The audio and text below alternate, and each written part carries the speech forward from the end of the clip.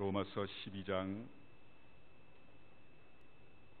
14절에서 21절까지 말씀을 교독합니다.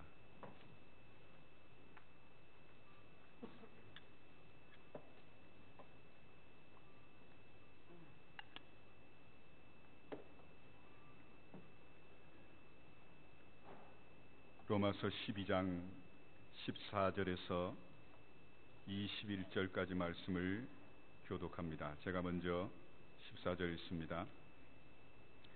너희를 박해하는 자를 축복하라. 축복하고 저주하지 말라.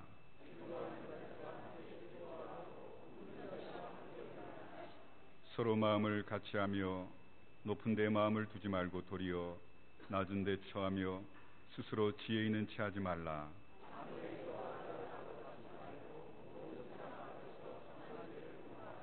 할 수 있거든 너희로서는 모든 사람과 더불어 화목하라.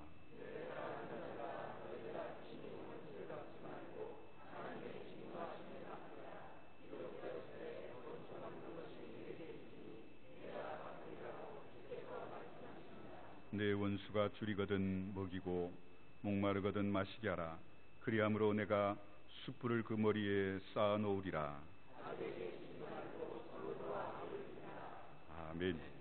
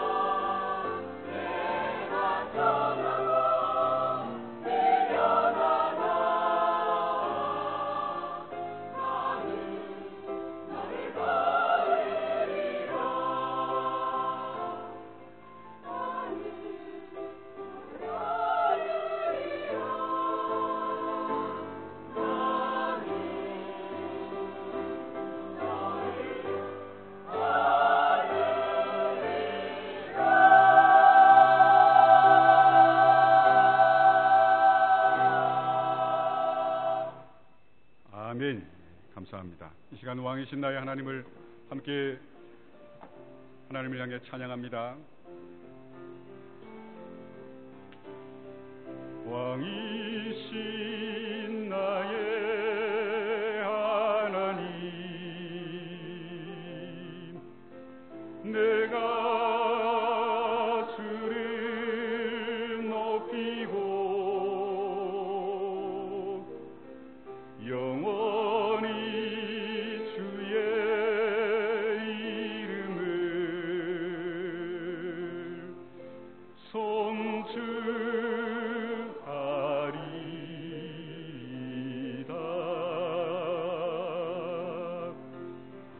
왕이신 나의 예수님, 내가 주를 높이고 영원히 주의 이름을 송축하리이다.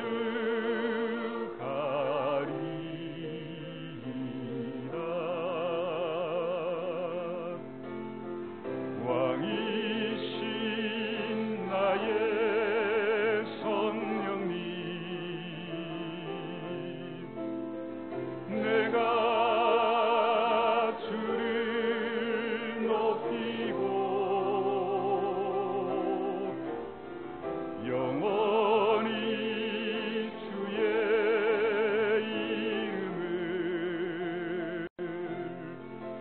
송축하리이다.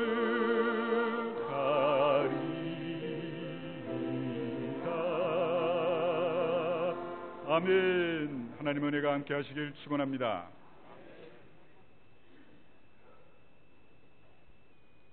사람의 감정 중에서 해결하기 어려운 감정이 있다면 미움입니다. 사람이 미움의 감정에 한번 사로잡히면 빠져나오기가 쉽지가 않지요. 사랑이 논리를 초월하듯이 미움도 논리를 초월하기 때문입니다. 왜 사랑하는지 설명되지 않듯이 미워하는 것도 설명이 되지 않기 때문입니다. 그저 이유 없이 미울 때가 있지요. 사랑은 모든 걸 세워주지만 미움은 모든 걸 파괴하는 경향이 있습니다. 옛말에 여자가 한을 품으면 온 6월에도 서리가 내린다, 그런 말이 있듯이 미움이란 상상할 수 없는 파괴력을 지닌다는 비유겠지요. 미움을 가지면 제일 먼저 파괴되는 건 나 자신입니다. 미움은 마치 날카로운 톱과 같습니다. 미워하고 있는 동안 우리의 인격이 파괴되고 얼굴 근육이 굳어집니다. 미움의 감정을 가지고 있는 사람의 얼굴은 살벌하지요. 얼굴의 근육이 굳어지게 됩니다. 미움의 감정을 가진 사람들은 전투적이고 방어적이 됩니다. 또 이 미움의 감정을 가지면 나만 파괴되는 게 아니라 주변에 있는 사람들까지도 불행하게 만들고 결국은 그들에게도 피해를 주지요. 미움을 오래 간직해 대대로 물려주는 걸 주변에서 가끔씩 봅니다. 그걸 한이라고 표현하지요. 안타깝게도 우리 민족은 한이 많은 민족이라고 자타가 인정하지요. 옛날 고대 학자들이 지은 시나 근대 시인들의 시를 보면 특별히 김소월 씨의 진달의 꽃을 잘 아시죠. 나보기 역겨워 가실 땐 말없이 고이 보내드리이다. 영변의 약산 진달의 꽃 아름따다 가시는 길에 뿌리리이다. 그 다음에 재밌죠. 가시는 걸음걸음 놓인 그 꽃을 사뿐히 지려 밟고 가시옵소서. 집 밟고 가라는 겁니다. 그 다음이 더 웃깁니다. 나보기 역겨워 가실 때는 죽어도 아니 눈물 흘리이다. 고등학교 때 국어 시간에 선생님이 이 시를 가르치시면서 우리 민족은 한이 많지만 그 한을 아름다움으로 표현했다. 한의 미학 이렇게 가르치시더라고요. 말이 좋아서 한의 미학이지. 이 우리 조상들은 정말 한 맺힌 그런 삶을 사셨지요. 만일 피해를 준 상대에게 따지거나 복수할 능력이 있다면 미움의 감정은 어느 정도 해결되겠지만 복수할 능력, 보복할 능력이 없을 땐 혼자 아무도 보지 않은 곳에서 울면서 삼켜야만 합니다. 그러니 한이 쌓이지요. 어떤 사람은 몇 년을 분노에 사로잡히는 경우도 있고 평생을 미움과 분노로 보내는 사람들도 있습니다.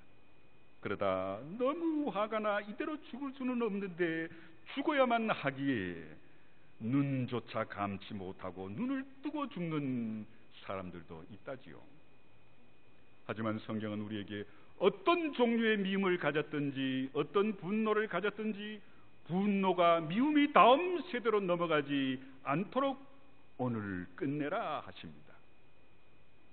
분노와 미움은요 지뢰밭과 같습니다. 언제 터질지 모르지요. 밟으면 터지기에 경고의 팻말이 붙어 있지만 어리석게도 경고를 무시하다 다치거나 죽는 경우가 많습니다. 그래서 우리나라 사람들은 점잖게 있다가도 분노를 터뜨리면 땅을 치며 뒹굴며 통곡하며 우는 분들을 보지요. 어디 그뿐입니까? 한이 맺힌 사람들은, 특별히 여성들은 싸워도 머리끄덩이를 집어잡고 흔들며 싸우지요. 분노와 미움을 참고 참다가 어느 날 터지면 내 자아가 감당을 못하는 겁니다. 성도 여러분, 여러분들의 마음에 미움이란 지뢰밭을 그냥 두지 마시고 미움과 분노라는 지뢰를 제거하시길 간절히 축원합니다. 우리 마음속에 미움과 분노를, 복수심을 폐기하지 않으면 엄청난 화와 저주가 우리 사회와 가정과 개인뿐만 아니라 우리 다음 세대까지 영향이 미치게 되는 거지요. 자, 그럼 어떻게 이 미움을 극복할 수 있을까요? 어떻게 하면 나를 핍박하고 저주하고 괴롭히는 사람을 사랑하고 용서할 수 있을까요? 사실 내 부모를 죽인 자를 용서할 수 있을까요?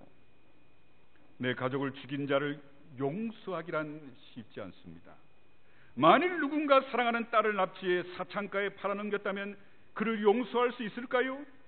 자신의 가정을 파괴한 사람을 용서할 수 있습니까? 내 직업을 빼앗아가고 결혼 생활을 파괴시키고 내 인생을 망가뜨린 사람을 용서할 수 있습니까?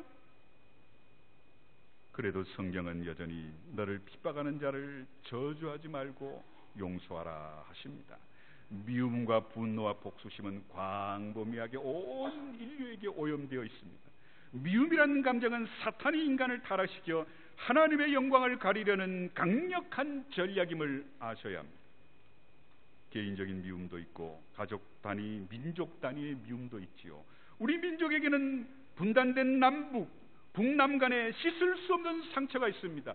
우리만 북에 대한 상처가 있는 줄 아세요? 북한 사람들도 남한에 대한 상처가 있다는 걸 아셔야 합니다. 이스라엘과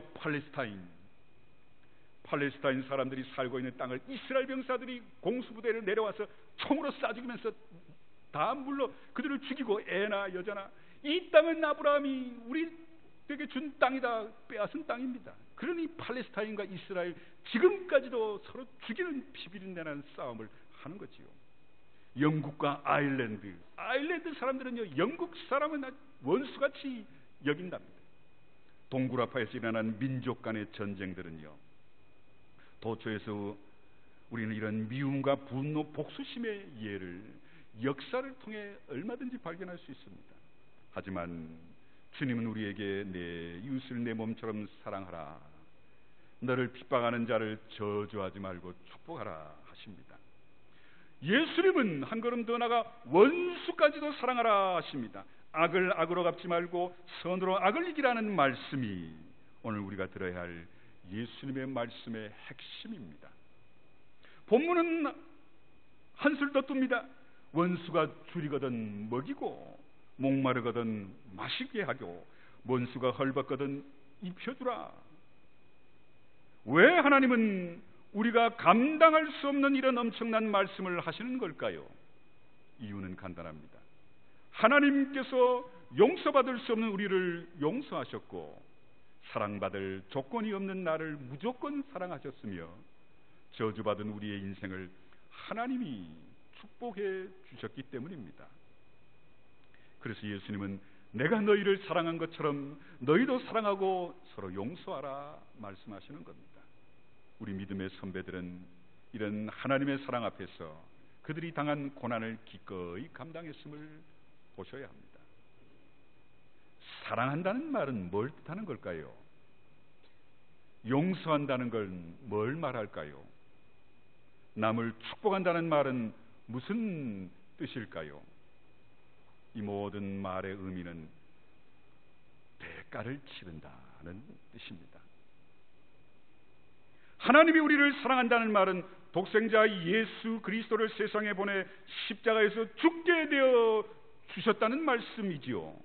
그래서 사랑한다, 용서한다, 또 축복한다는 것은 기분이 좋은 감정만은 아닙니다.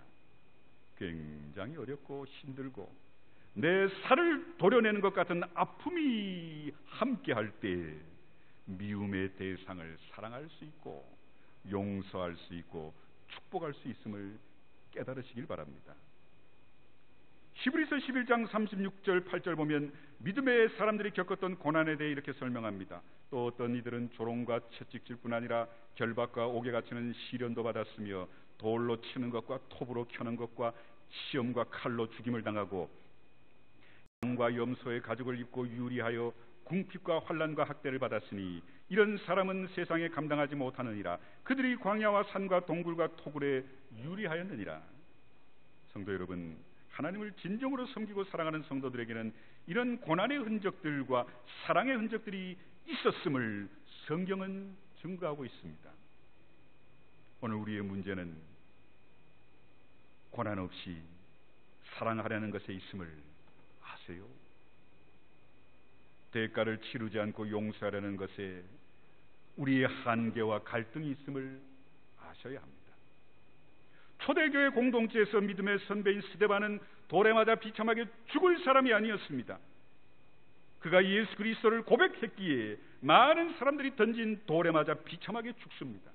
바울은 자신의 고난에 대해 고린도후서 1장 8절 9절에서 이렇게 고백합니다. 형제들아, 우리가 아시아에서 당한 환난을 너희가 모르기를 원하지 아니하노니 심에 겹도록 심한 고난을 당하여 살 소망까지 끊어지고 우리는 우리 자신이 사형 선고를 받은 줄 알았으니 이는 우리로 자기를 의지하지 말고 오직 죽은 자를 다시 살리시는 하나님만 의지하게 하심이라 했습니다.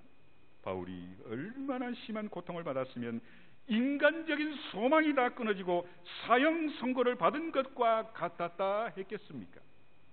고린도후서 4장 8절 9절 보면 우리가 사방으로 우겨쌈을 당하여도 쌓이지 아니하며 답답한 일을 당하여도 낙심하지 아니하며 박해를 받아도 버림받지 아니하며 거꾸로 트림을 당하여도 망하지 아니하고 했습니다. 이 말씀을 보면 바울이 사방으로 우겨쌈을 당했고 답답한 일을 당했고 핍박당하고 거꾸로 트림을 당했다는 걸 알 수 있습니다.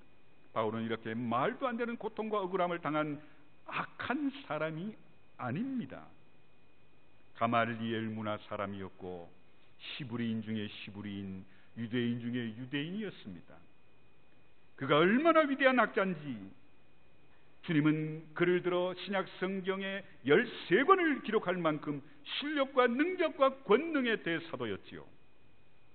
얼마든지 자신의 삶을 풍요롭고 넉넉하게 누릴 수 있는 사람이었지만 부활하신 그리스도 예수님 때문에 자신의 모든 걸 배설물로 버린 사람이었습니다. 고린도후서 11장 23절 보면 그들이 그리스도의 일꾼이냐 정신없는 말을 하거니와 나는 더욱 그러하도다. 내가 수고를 넘치도록 하고 옥에 갇히기도 더 많이 하고 매도 수없이 맞고 여러 번 죽을 뻔하였으니. 성도 여러분, 예수님 때문에, 예수 그리스도의 복음 때문에 이런 고난을 경험해 본 적이 있으세요? 예수님 때문에 당하는 고난과 핍박은 고사하고 예수님 때문에, 직분 때문에, 봉사 때문에, 헌신 때문에, 신앙 때문에 조그마한 오해만 받아도 펄쩍 뛴 우리들이 아닙니까? 바울은 고린도후서 11장 24절 이하에서 이렇게 고백합니다. 유대인에게 40에 하나 감한 매를 5번 맞았으며 3번 퇴장으로 맞고 1번 돌에 맞고 3번 파선하고 일주일을 깊은 바다에서 지냈으며 여러 번 여행하면서 강의 위험과 강도의 위험과 동족의 위험과 이방인의 위험과 신의 위험과 광야의 위험과 바다의 위험과 거짓 형제 중의 위험을 당하고 수고하며 애쓰고 여러 번 자지 못하고 줄이며 목마르고 굶고 춥고 헐벗었노라. 성도 여러분, 고난을 겪어본 자만이 사랑할 수 있음을 아셔야 합니다. 정말 사랑한다고 생각하세요? 손해보고 자존심 상하고 감옥 들어가보고 매맞아보지 않은 사람은 이웃을 사랑한다 말할 자격이 없습니다. 사실 우리의 사랑은 대부분이 감정적인 것뿐입니다. 사랑해, 사랑한다니까 말하지만 그것에는 아무 능력도 열매도 없습니다. 왜냐하면 그 사랑한다는 말이 가짜이기 때문입니다. 바울은 자신이 겪은 고통은 교회를 위해 흘리는 내 눈물에 비하면 아무것도 아니다 고백합니다. 자신이 전도한 영혼들을 위해 눈물을 흘리고 자신이 개척한 교회를 위해 밤잠을 자지 못한다는 바울의 고백을 보면 참 부끄럽지요. 이게 교회고 성도들의 모습이어야 합니다. 사랑하는 성도 여러분, 여러분 충주교회의 부흥을 위해 이 자리가 가득 채워지기를 위해 교회 학교를 위해 여러분 구역과 기관을 위해 고민스러워 밤잠을 못 잔 적이 있으신가요? 우리 교회 때문에 눈물을 흘리며 하나님 앞에 엎드려 기도한 적이 있으세요? 너무너무 사랑하기에 상대방을 위해 죽고 싶은 걸 아시지요? 내가 다 주고 싶은 정도가 아니라 상대방을 위해 죽고 싶은 게 진정한 사랑임을 다시 한번 깨달으시길 축원합니다. 스데반이나 바울과 같은 믿음의 선배들의 고난의 절정은 예수 그리스도의 십자가였습니다.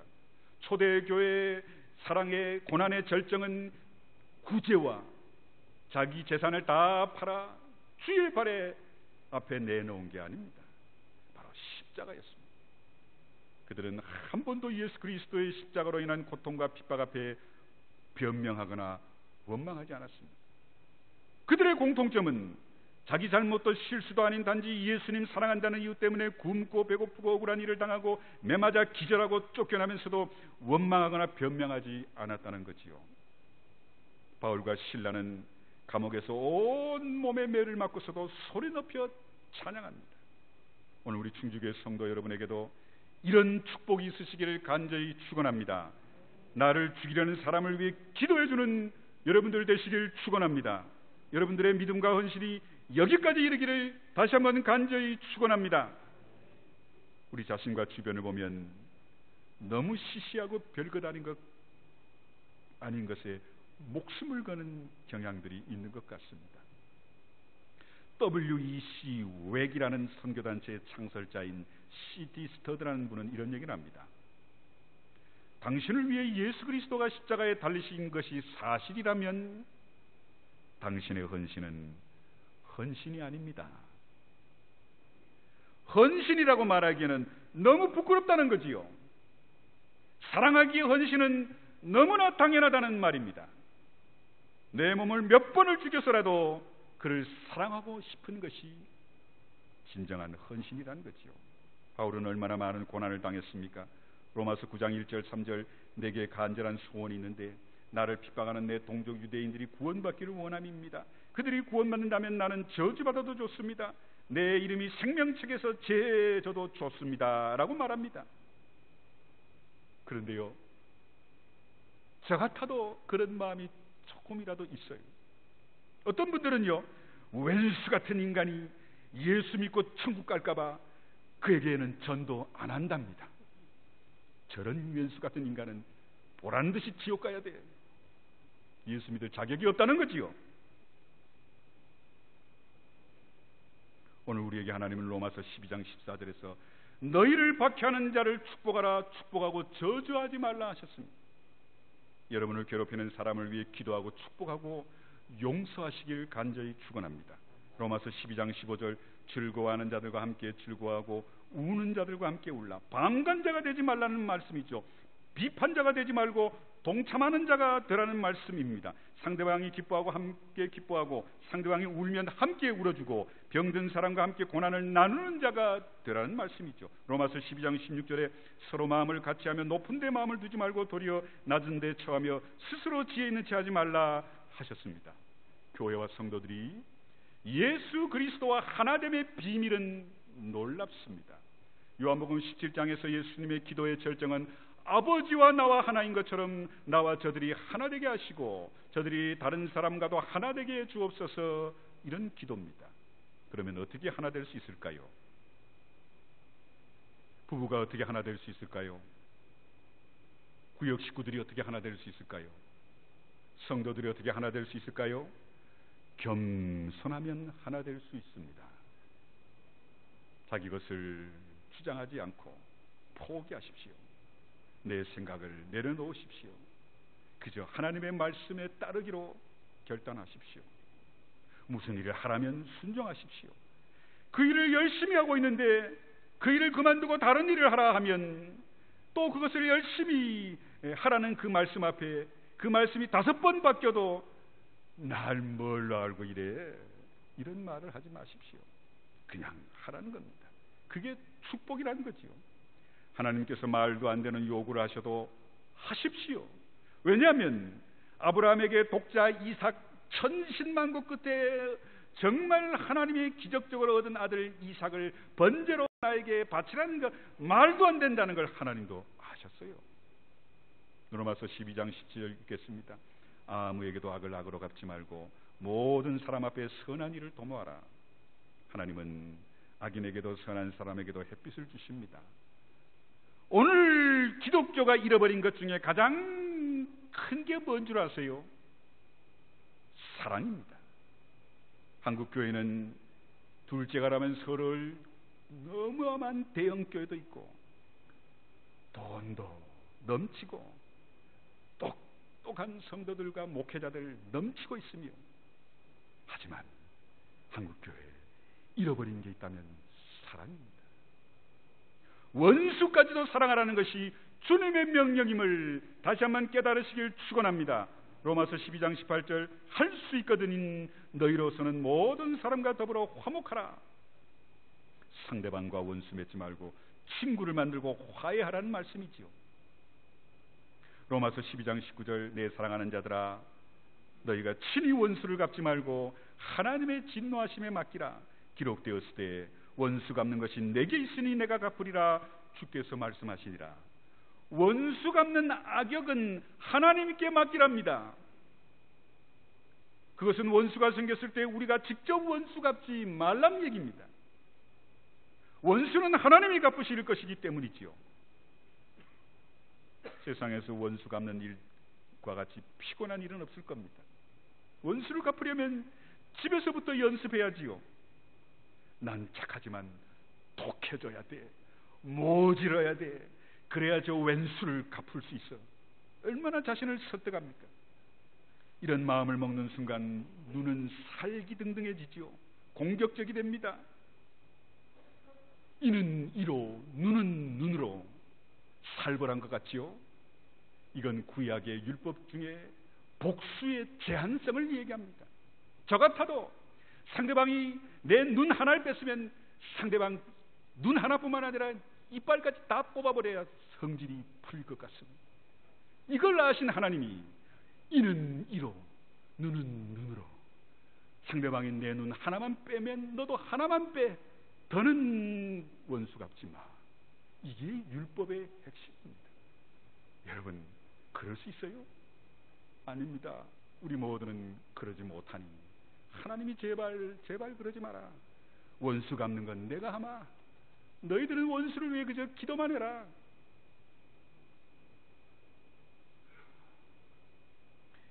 이렇게 받은 것 이상으로 원수에게 갚아주니 이 복수는 끝이 없고 갈수록 더 커지는 겁니다. 결국은 모두가 죽고 마는 게 복수예요. 비극이죠. 그래서 하나님이 복수는 내가 하마. 혹시 여러분 옆에 미운 사람이 있으면 하나님께 맡기시길 간절히 축원합니다. 여러분은 그냥 원수를 사랑해 보십시오. 그 사람을 위해 기도해 보십시오. 진노는 하나님이 하십니다. 시편 23편 5절 보시면 원수의 목전에서 상을 베푸시고 말씀합니다. 하나님이 원수를 망하게 하는 방법 중에 하나는 나를 원수 앞에서 높이는 것이랍니다. 전에는 원수와 내가 같은 수준이었다가 갑자기 벼랑간 내가 높아지면 원수들은 분하고 억울해 어쩔 줄을 몰라 할 겁니다. 우리 하나님께서 성도 여러분 모두를 원수 앞에 높여주실 줄 믿습니다. 원수들 앞에 내가 상 주시는 분은, 내게 상 주시는 분은 하나님이신 줄 믿으시길 축원합니다. 시편 3편 7절에 여호와여 일어나소서, 나의 하나님이여 나를 구원하소서. 주께서 나의 모든 원수의 뺨을 치시며 악인의 이를 꺾으셨나이다. 점잖게 표현되어 있지만요, 하나님이 내 원수의 뺨을 때리시고 하나님이 원수의 이빨을 뽑아버리신다는 얘기입니다. 만일 내가 원수를 때리거나 이를 뽑으려면 얼마나 힘들겠어요. 하지만 하나님이 하시면 간단합니다. 시편 37편 1절 3절 보면 악을 행하는 자들 때문에 불평하지 말며 불의를 행하는 자들을 시기하지 말지어다. 그들은 풀과 같이 속히 배임을 당할 것이며 푸른 채소같이 쇠잔할 것이미로다. 여호와를 의뢰하고 선을 행하라. 땅에 머무른 동안 그의 성실을 먹을 거리로 삼을지어다. 바로 이 악한 자 때문에 손해보지 말라십니다. 성도 여러분이 원수를 직접 심판하다 보면 여러분이 하나님이 되기가 쉽습니다. 여러분이 원수를 욕해야 되고 여러분이 원수에게 채찍을 들어야 합니다. 이런 모든 일들이 다 고통스러운 것이라는 말씀입니다. 하나님이 여러분을 그렇게 하지 않으시겠답니다. 단지 하나님은 우리에게 원수를 사랑해봐라. 너는 단지 원수에게 좋은 말을 해봐라. 원수에게 악역을 네가 맡지 말라. 시편 37편 7절 8절 보면 여호와 앞에 잠잠하고 참고 기다리라. 자기 길이 형통하며 악한 꾀를 이루는 자 때문에 불평하지 말지어다. 분을 그치고 노를 버리며 불평하지 말라. 오히려 악을 만들 뿐이라. 원수가 내 코앞에 있는데 원수를 갚지 못한다면 얼마나 답답하겠습니까? 내 자신이 바보 같고 무능한 것 같아 견딜 수가 없을 겁니다. 그러나 성도 여러분, 우리가 언제 예수님 만날 수 있는 줄 아세요? 용서할 때 예수님 만날 수 있게 되고 사랑할 때 하나님을 체험할 수 있게 됨을 믿으시길 축원합니다.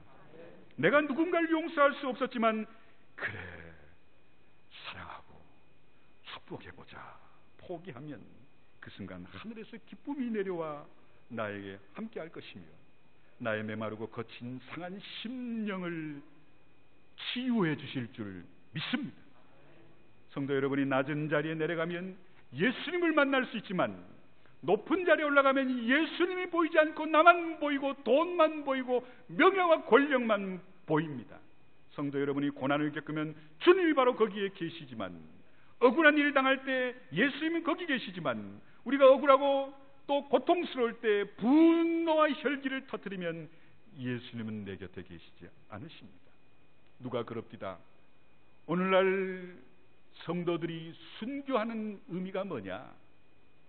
오늘날 하나님이 우리에게 순교를 요구하실 때 그 순교가 뭐냐?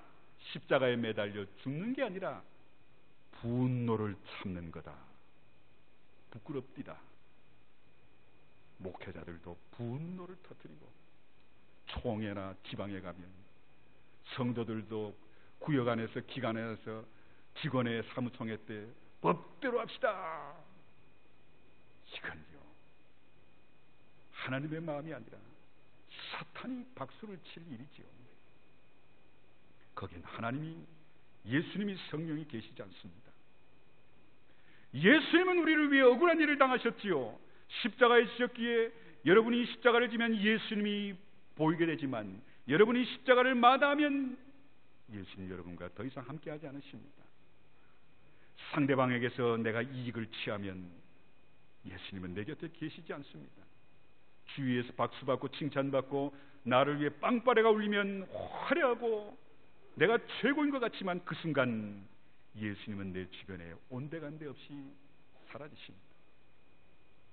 악을 행하는 자는 끊어질 것이니 염려하지 말라 하셨습니다. 잠시 후 내가 악인이 있는지 살펴봐도 악인은 내 주변에 다 사라지고 없을 것이다 말씀하십니다. 그래서 로마서 12장 20절 이하에 내 원수가 줄이거든 먹이고 목마르거든 마시게 하나 그리함으로 내가 숯불을 그 머리에 쌓아 놓으리라. 악에게 지지 말고 선으로 악을 이기라. 성도 여러분, 2018년 한 해 우리 충주교회가 가야 할 길은 바로 이겁니다. 악에게 지지 말고 선을 악으로 이기시길 간절히 축원합니다. 우린 연약한 존재입니다. 우린 원수를 용서할 능력도 사랑할 힘도 없습니다.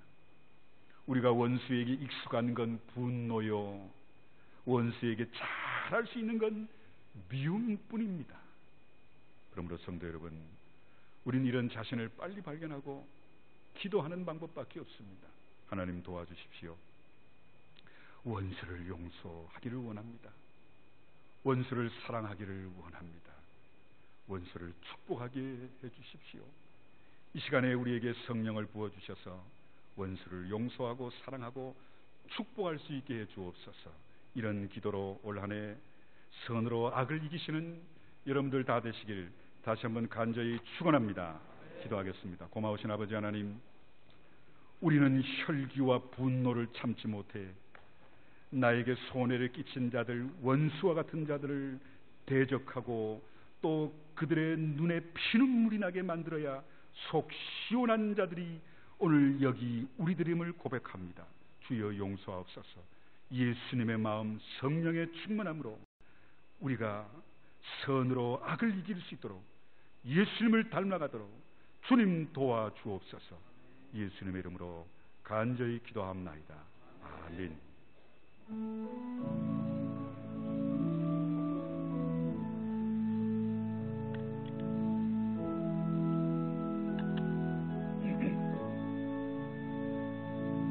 나의 힘이 되신 여호와여, 내가 주님을 사랑합니다. 주는 나의 반석이시며 나의 요새시라. 주는 나를 건지시는 나의 주, 나의 하나님,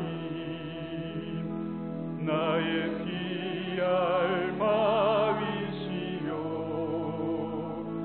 나의 방 되시라. 나의 하나님, 나의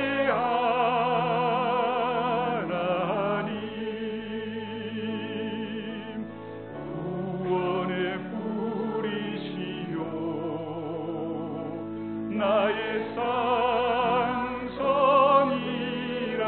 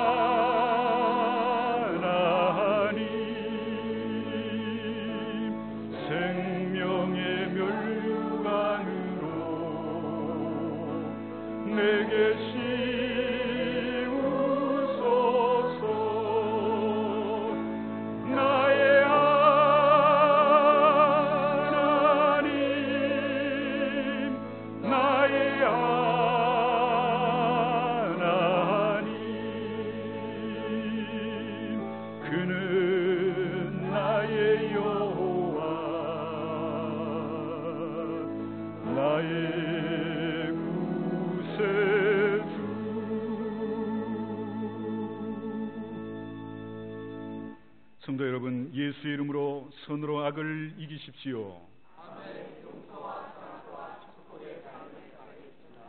이제는 우리 주 예수 그리스도의 크신 은혜와 아버지 하나님의 그 놀라우신 사랑하심과 성령의 함께하심이 우리로 하여금 예수님의 마음을 품고 성령의 충만함으로 악을 선으로 이기는 우리의 삶 되게 주옵시기를 간절히 축원하옵나이다.